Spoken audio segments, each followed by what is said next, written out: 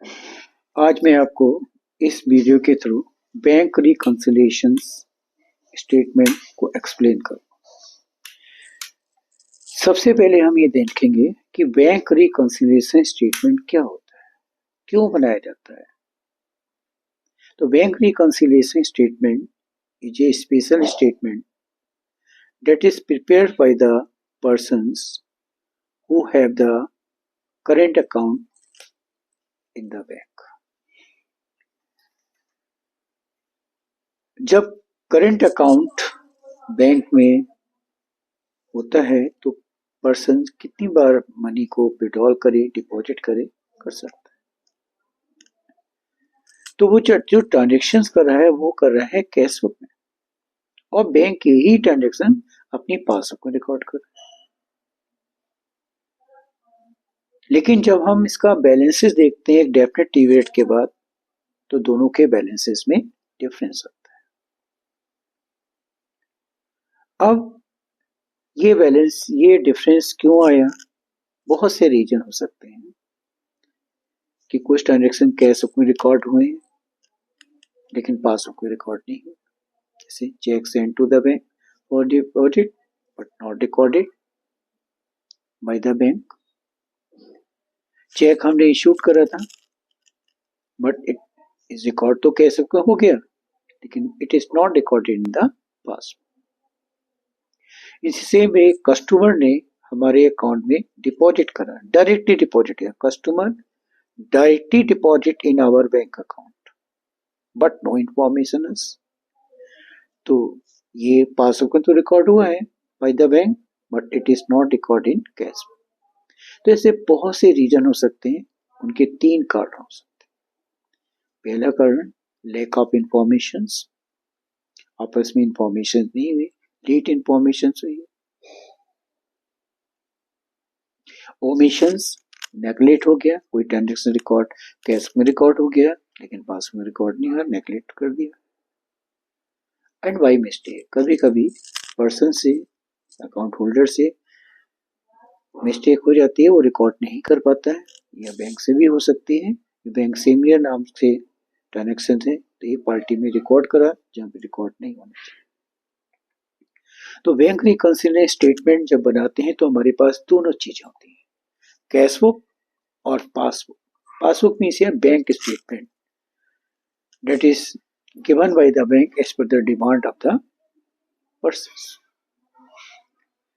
अब हम बैंक रिकंसिलिएशंस में वही ट्रांजेक्शन को कंसीडर करेंगे जो या तो कैश में रिकॉर्ड हुए या पासबुक में रिकॉर्ड हुए।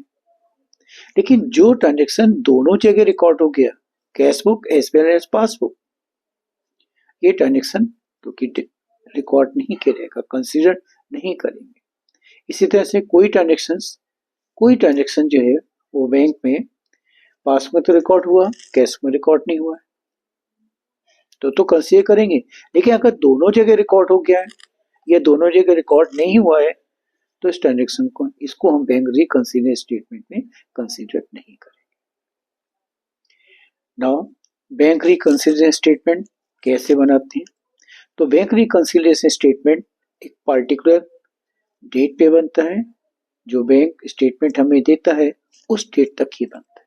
जैसे मान लो 25 जनवरी 2026 के लिए दिया है तो हम जो बनाएंगे बैंक रिकंसिलिएशन स्टेटमेंट 25 जनवरी तक का ही बनाए, तो ये डेफिनेट डेट तक बनता है।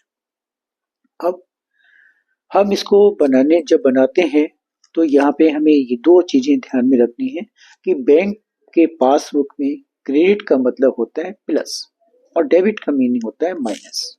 यानी जो बैंक हमारे से काटता है, अमाउंट डिडक्ट करता है, उसको डेबिट करता है, और जो हमें मिलती है हमारे बिहाफ पे रिसीव करता है उसको क्रेडिट करता है। लेकिन हम अपनी पासबुक कैश बुक में जो हमें अमाउंट मिला है रिसीविंग, हम डेबिट करते हैं और पेमेंट को हम क्रेडिट करते हैं। अब बैंक रिकंसिलिएशन स्टेटमेंट बनाते हैं, balance as per cash book और बैलेंस एज पर पासबुक। अब balance as per cash book अगर क्वेश्चन में गिवन है, if the balance in the cash book given, तो पहले हमें देखना है डेबिट बैलेंस है या क्रेडिट बैलेंस है। क्रेडिट बैलेंस है तो ये ओवरड्राफ्ट हो गया, हम ओवरड्राफ्ट यानी माइनस के कॉलम में लिखेंगे। अगर ये डेबिट बैलेंस है तो प्लस के। तो कैश बुक का बैलेंस अगर गिवन है तो ध्यान रखना है कि debit means plus, credit means minus. और पासबुक का बैलेंस गिवन है, पासबुक से देख के बना रहे हैं, तो हम ध्यान रखेंगे कि पासबुक का क्रेडिट मीन्स प्लस और डेबिट मीन्स माइनस। अब हमें यहाँ पे 3 चीजें पे ध्यान में रखनी है, वो है वेयर, व्हाट और डू। वेयर, व्हाट और डू। पहले हम ये पॉइंट आपको समझाएंगे, ये टेक्निक है। आपको किसी चार्ट की जरूरत नहीं है, कोई चार्ट नहीं रटना है, केवल इस पॉइंट को देखना है। वेयर, वेयर मीन्स हम वेयर में ट्रांजेक्शन रीड करने के बाद ये डिसाइड करेंगे कि कैश में रिकॉर्ड हुआ है या पासबुक रिकॉर्ड हुआ है। वेयर आइदर कैश बुक और पासबुक, दोनों जगह रिकॉर्ड नहीं हुआ है, कंसीडर नहीं करेंगे। दोनों जगह रिकॉर्ड प्रॉपरली हो गया है तो कंसीडर नहीं करेंगे। तो पहले हमें ये देखना है जो ट्रांजेक्शन है वो कैश बुक में रिकॉर्ड हुआ है या पासबुक में record. For example, cheque send to the bank, cheque send to the bank for deposit, तो कैश बुक में तो रिकॉर्ड हो गया, but it is not record in the bank.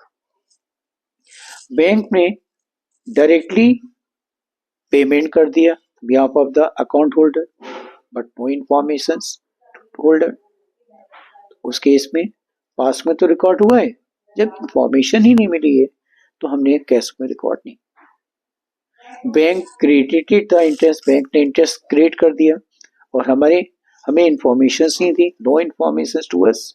Bank create the interest but no information to us, pass में तो record हुआ है but it is not record in cash. इसी तरह से जो वेयर में डिसाइड जब कर लेंगे कि कहां पे ट्रांजेक्शन रिकॉर्ड हुआ है,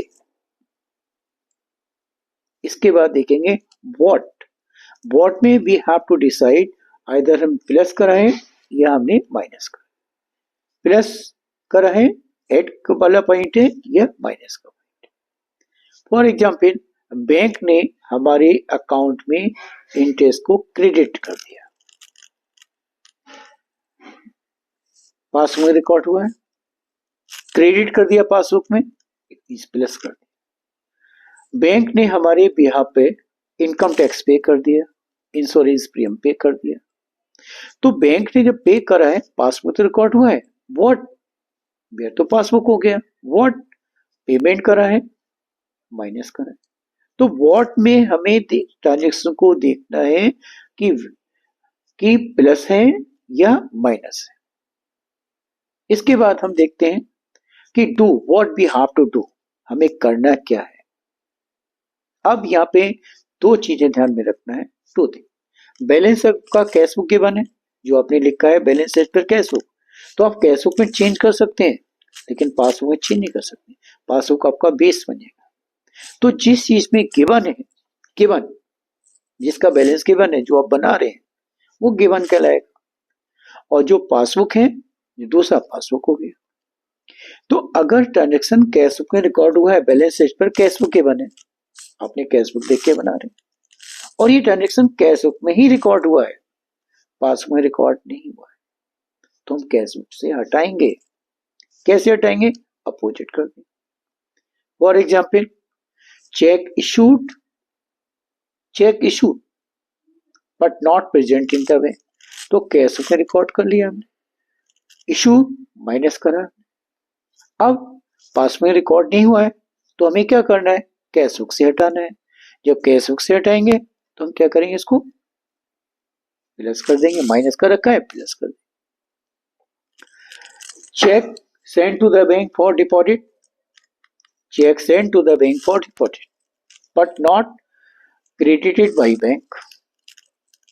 हमने चेक मिला था, कैश में रिकॉर्ड कर लिया, कैश में रिकॉर्ड हुआ है, क्या करा है? प्लस करा है, 2 डिसाइड कर लिया, कैश में रिकॉर्ड हुआ प्लस, कहाँ हुआ ये? कैश बुक का बैलेंस के बने, कैश बुक का बैलेंस के बने और पासबुक में रिकॉर्ड नहीं हुआ, तो कैश बुक से कैसे हटाएंगे?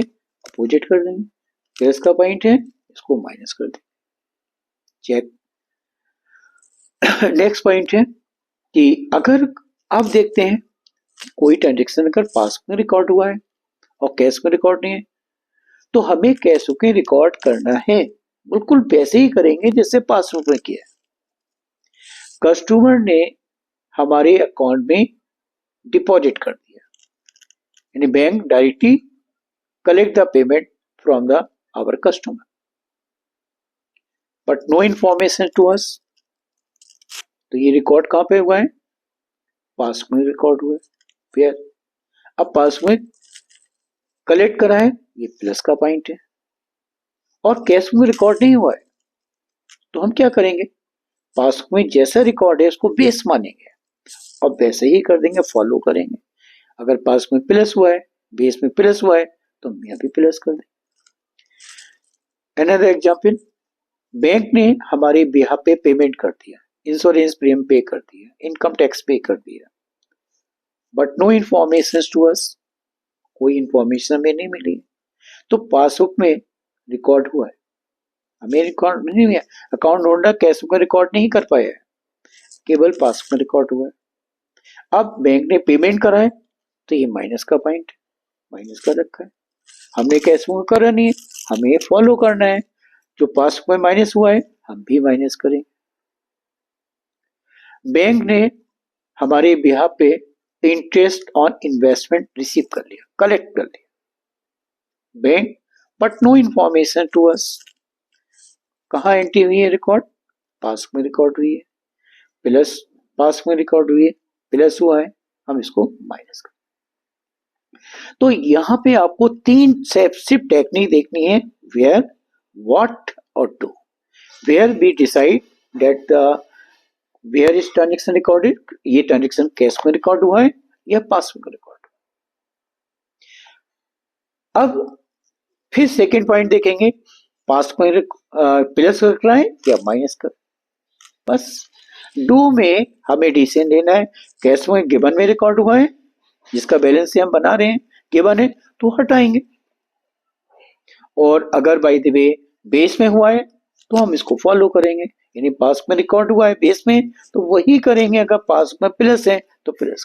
तो बस यहाँ पे ये ध्यान रखना है, वेयर, व्हाट और do depend on the information of what and where.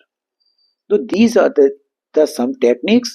I will explain I will take the some questions and solve by this trick.